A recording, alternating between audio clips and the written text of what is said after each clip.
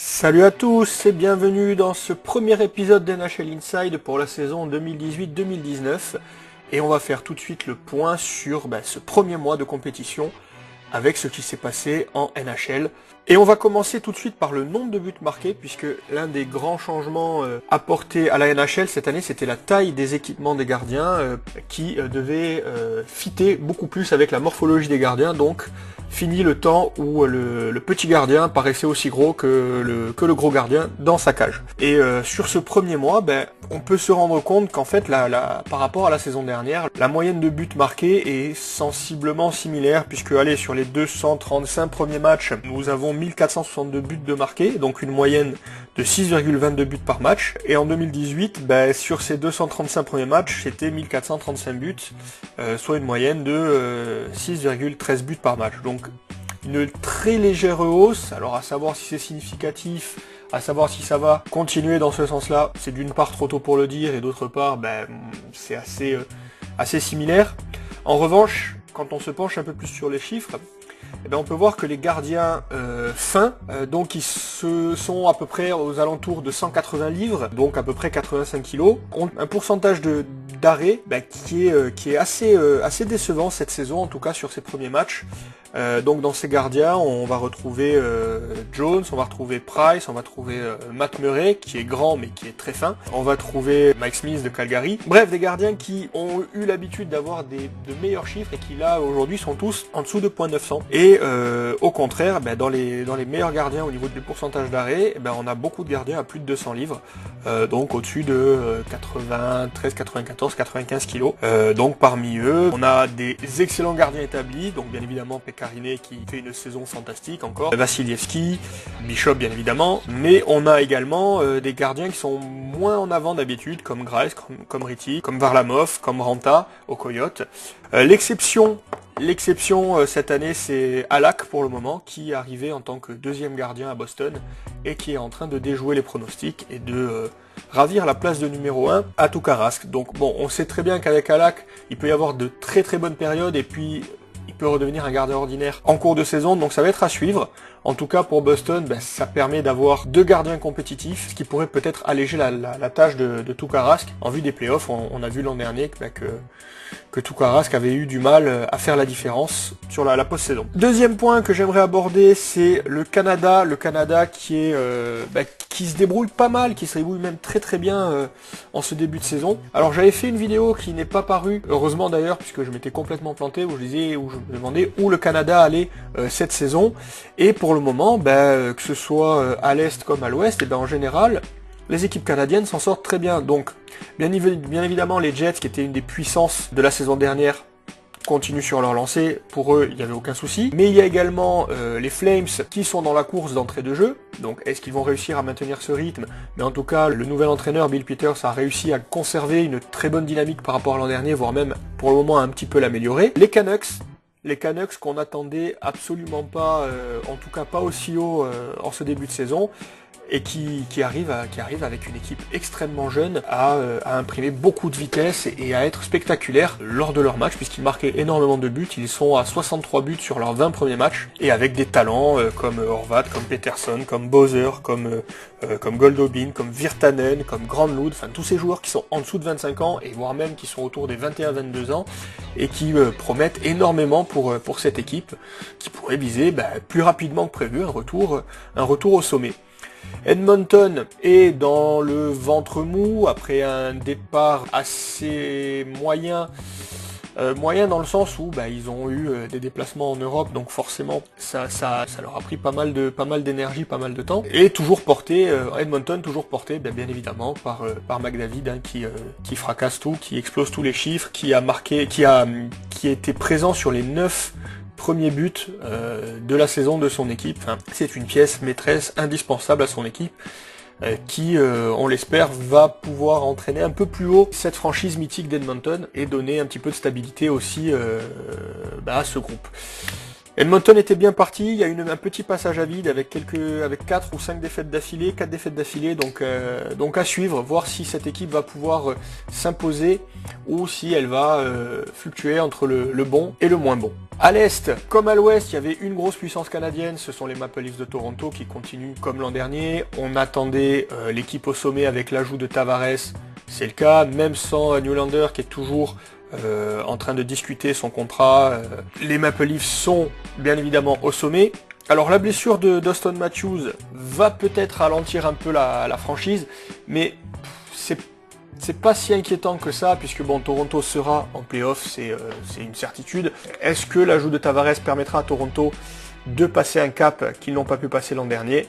On leur souhaite. La grosse surprise canadienne à l'Est, c'est Montréal qui s'en sort très très bien, avec pourtant des changements qui avaient été décriés par de nombreux observateurs, notamment la séparation avec Galchenyuk et avec le capitaine Max Pacioretty. Bergevin a servi de paravent, de paratonnerre, de para tout ce que vous voulez pendant toute cette intersaison et a continué sur sa ligne, et pour le moment, force est de constater que les résultats lui donnent raison.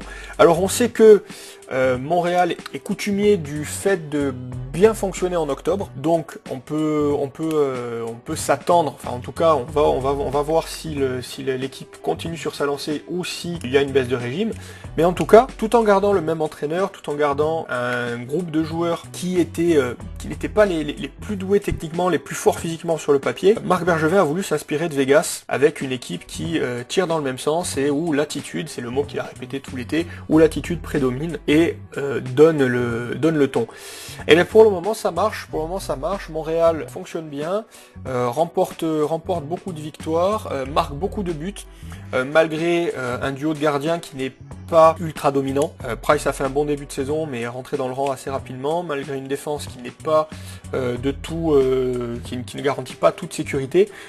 N'oublions pas qu'il manque toujours chez Weber, qui est toujours blessé, et qui devrait revenir d'ici un petit mois et faire beaucoup de bien à cette défense des Canadiens. La seule déception canadienne, qui est également une non-surprise, c'est Ottawa, qui pourtant a fait un bon début de saison, mais qui s'est vite réécroulé, notamment avec le Ubergate, où 7 joueurs d'Ottawa, lors d'un retour en Uber, ont bien chargé un de leurs entraîneurs, tout en étant filmés à leur insu. Et donc bon voilà quoi, tout ça pour ne pas améliorer l'ambiance dans le vestiaire, qui était déjà bien faible suite à la saison dernière, avec les soucis sportifs et extra-sportifs qu'on a connus, notamment l'affaire Karlsson-Hoffman. Là, en plus d'avoir une équipe beaucoup plus faible avec la perte de joueurs importants lors de la saison dernière, on a une équipe qui ne va nulle part, ou qui ne va, en tout cas on ne sait pas où elle va.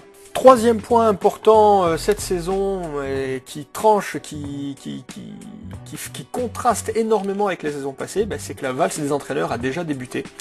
Alors c'est vrai que la saison passée c'était un cru exceptionnel avec aucun entraîneur limogé durant la saison. C'est un fait rarissime, pas qu'en NHL, dans toutes les ligues professionnelles. On reprend les bonnes habitudes entre guillemets cette saison avec 2 entraîneurs qui font les frais des mauvais résultats de leurs équipes, à savoir John Stevens aux Kings de Los Angeles et surtout Joel Quenneville, qui avait été conforté pourtant par sa direction à Chicago. Alors Joel Quenneville, c'est surprenant d'un côté parce que il a apporté 3 Stanley Cup à Chicago, et d'un autre côté c'est une logique tout à fait sportive, professionnelle, puisque si le message ne passe plus ou si les résultats n'arrivent plus, il faut parfois effectuer des changements à la tête d'équipe. Alors pour le moment les successeurs ne font pas mieux, puisque les Chicago Blackhawks continuent leur série de défaites, ils en sont à 8 à l'heure où je vous parle. Donc Jeremy Colliton, qui a pris la suite, n'arrive pas à trouver la formule. Et Willie Desjardins à Los Angeles ne fait pas mieux, malgré un léger sursaut lors de son arrivée. Les Kings sont à 3 défaites d'affilée et pointent au dernier rang de la conférence Ouest. On termine avec le top et flop de ce mois d'octobre, ainsi que les équipes à suivre pour les prochaines semaines. Alors en top, on a vu Vancouver bien évidemment, on a vu Montréal également qui qui est une surprise au vu de son intersaison mouvementée. Je mettrai également Buffalo. Alors même si c'est une semi-surprise, puisque l'arrivée de Rasmus Dahlin devait marquer le virage vers la victoire de cette équipe. Et pour le moment, la chimie semble prendre avec une équipe qui, certes, n'est pas encore prête pour passer plusieurs tours en play-off, mais qui en tout cas est là, qui a une fiche pour le moment de 10 victoires pour 6 défaites et 2 défaites en prolongation, donc une fiche positive, et qui petit à petit repasse du côté des équipes qui gagnent. Donc ça faisait très très longtemps que ça leur était pas arrivé. Donc c'est une bonne chose pour les supporters de Buffalo, donc à suivre dans les prochaines semaines. Dans les tops toujours, on va dire Nashville, Minnesota et les Sharks à l'ouest, mais ça c'est même pas une surprise. Donc on s'attend à retrouver ces 3 équipes avec les Jets. Allez, ces 4 équipes qui vont truster le podium et qui vont s'échanger les places d'honneur. Donc voilà, donc c'est un top, mais c'est un top, on va dire, habituel, de même qu'à l'Est, Toronto, Tampa Bay et Boston. Dans les flops, en revanche, on va parler du champion en titre, on va parler de Washington, qui en arrache énormément. Bon, alors c'est pas inquiétant, on va dire que c'est la gueule de bois du vainqueur, ça arrivait à beaucoup d'équipes qui, lors de leur sacre, ont eu du mal à repartir dans la saison suivante. Ce qui va être important pour Washington, c'est de ne pas rater les playoffs, donc c'est d'être dans les 8. Et après, la dynamique pourra se mettre en route, donc on compte sur les vétérans pour emmener l'équipe, en sachant que le changement d'entraîneur a pu aussi mettre cette équipe dans une position où il fallait retrouver certains repères. Donc Washington pour le moment est 9ème, a une fiche pour le moment qui est légèrement au-dessus des points 500. Donc voilà, donc ça va être à légèrement améliorer, on va voir si les vétérans se lèvent pour porter cette équipe on va dire dans le premier tiers de la conférence Est. Dans les flops, on a parlé du champion en titre, on va parler du finaliste de la saison passée, Vegas, qui a énormément de mal, qui enchaîne les défaites, qui ne trouve pas la formule et qui est surtout beaucoup moins impressionnant à voir jouer. Alors les ajouts de Stastny et Pacioretty ne se font pas encore sentir. Stastny est blessé, Pacioretty a aussi été blessé pendant une courte période, et surtout on sent que les pertes de Perron et Neal se font aussi sentir, quoi, et que pour le moment la chimie ne prend pas comme elle devrait. Donc on va voir, on va surveiller, mais est-ce que Vegas va pouvoir se relever de ce début de saison? Pour le moment, je suis assez pessimiste pour voir Vegas faire une remontée et arriver dans les playoffs. On verra si l'équipe se relève. Saint-Louis qui devait également, grâce à un gros recrutement, qui devait truster les premières places, ou en tout cas la première moitié, ne s'en sort pas avec 6 victoires pour 9 défaites, dont 3 en prolongation. L'équipe a énormément de mal. Yeo est sur un siège éjectable et il ne serait pas surprenant que ce soit le prochain entraîneur à faire les frais des mauvais résultats de son équipe. Donc à suivre si Saint-Louis va se relever.